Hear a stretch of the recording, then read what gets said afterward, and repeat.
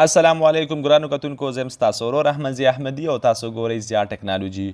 کو تاسو وغواړئ چې په خپل فیسبوک کې خپل پروفایل سره دویم نوم ولیکئ، لکه څرنګه چې تاسو د موبایل په سکرین باندې وینئ دغه یو نوم سره لاندې بل نوم هم لیکل شوی دی. د دغې نوم فایدې دا دي چې یعنې یو خو ستاسو پروفایل ستاسو د فیسبوک آی ډي څوک په خپل فیسبوک کې سرچ کوي نو ستاسو د فیسبوک آی ډي به هغه ته زر راوړي او دا هغه نوم دی چې یعنې څوک په کلي کې په کوم نوم باندې مشهور وي یا په خاندان کې په کوم نوم باندې مشهور وي یا ستا خپله داسې کوم کلاړي خوښیږي چې هغه فوټبالر وي یا هغه کرکټر وي او ته غواړئ چې دغه نوم خپل پروفایل سره ولیکي، دوی سره ستا پروفایل هم ډېر زیات ښایسته ښکاري. که تاسو غواړئ چې دغه سیټینګ نه ځان خبر کړئ او خپل پروفایل کې دغه دویم نوم ولیکئ نو ویډیو خامخا تر اخره پورې وګورئ او که ویډیو مو خوښه شوه نو خامخا یو لایک ورکړئ او ملګرو سره شیر کړئ. نو راځئ چې دغه طریقې نه ځان خبر کړو.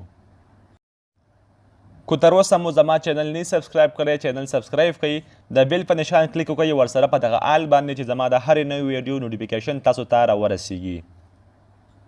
نو تاسو به په خپل موبایل کې فیسبوک کولاو کوئ او خپل پروفایل ته به راشئ. نو دلته تاسو ګورئ چې زما دغه نوم سره دوهم نوم نشته دی، نو تاسو به دې پیج کې لاندې راشئ او دلته به وګورئ ایډیټ پبلیک ډیټیلز، په دغې به کلیک وکړئ. نو دلته به موږ ته یو څو آپشنز راکړي، اخري برخې ته به لاړ شئ او ایډیټ یور اباوټ انفو په دغې آپشن به کلیک وکړئ.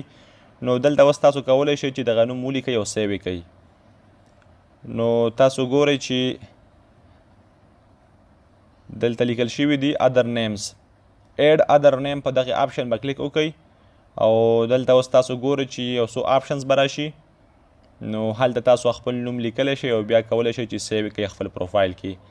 نو تاسو ګورئ چې لیکل شوي وټس یور نیم په دغې به کلیک وکړئ، وټس یور نیک نیم، او دلته به هغه نوم ولیکئ چې کوم نوم تاسو غواړئ خپل پروفایل سره سیو کړئ. نو دغې نه لاندې بیا تاسو ګورئ چې شو ا ټاپ اف پروفایل، نو په دغې آپشن به تاسو کلیک وکړئ او بیا به د سیو بټن کلیک کړئ. نو دغه نوم به سیو شي. زه اوس بیا کېږم او ګورم یې په خپل پروفایل کې چې دغه نوم هلته سیو شوی دی او که نه. نو زه بیا کېږم او تاسو ګورئ چې دغه نوم سره دوهم نوم هم دلته سیو شو په پروفایل کې.